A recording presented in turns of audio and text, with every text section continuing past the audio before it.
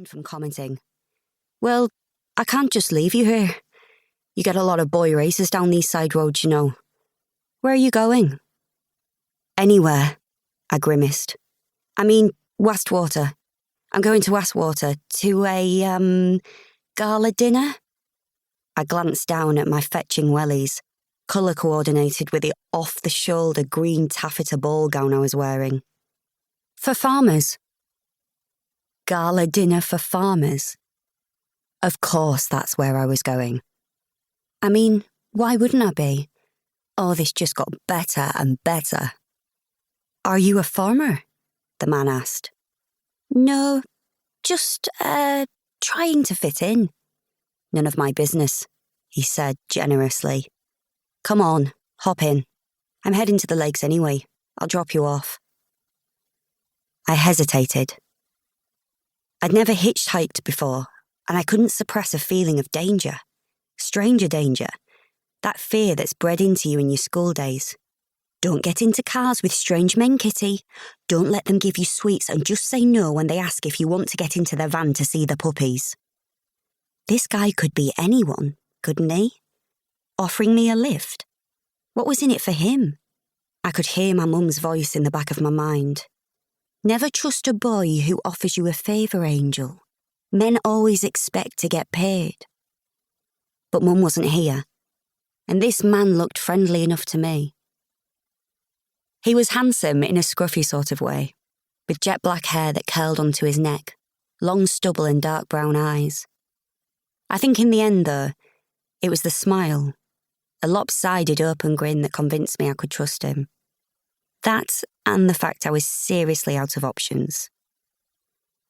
The instinct driving me now was to get as far from home as possible, and I was desperate enough to take some serious risks, even with my own self, at least whatever of it I still had left to give a damn about.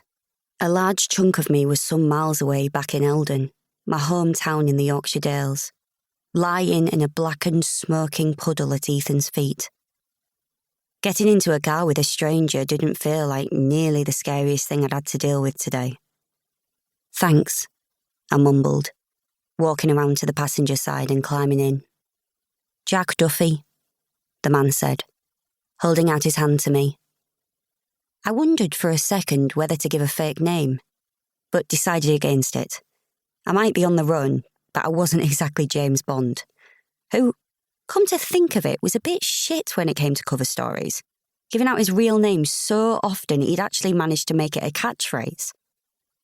Clayton. Kitty Clayton, I said in true Bond style, shaking Jack's hand. I like it. Very alliterative. Thanks. Got a bit of a secret identity vibe, he said.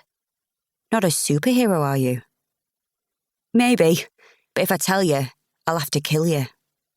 Not the world's most original joke, but the best I could manage in my current state. Anyway, it got a laugh. So, would that be short for anything? He asked. No, it's usually for Catherine, but my mum just liked Kitty. I started when I heard a little bark. Glancing over my shoulder, I caught sight of a tubby yellow mongrel curled in a dog bed, eyeing me with suspicion. Oh, and this is Sandy, Jack said. Don't mind dogs, do you? No, I love them.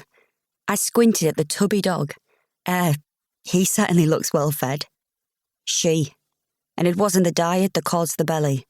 It was the roundy Jack Russell back in saddle. What? You mean she's... Yeah, less than a month to go now, I'm reckoning.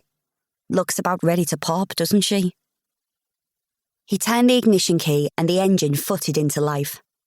Right, now we're all friends. Let's get going. So he really had asked me back to his van to see his puppies. Still, in a way it was sort of comforting.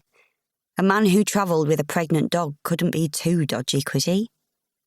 Maybe that was the logic of desperation, but all the same, I relaxed slightly. I could see him eyeing me curiously in the rearview mirror as he drove, taking in my streaky mascara, my ball gown, my big green wellies. You look like you don't want to talk about it, he said at last.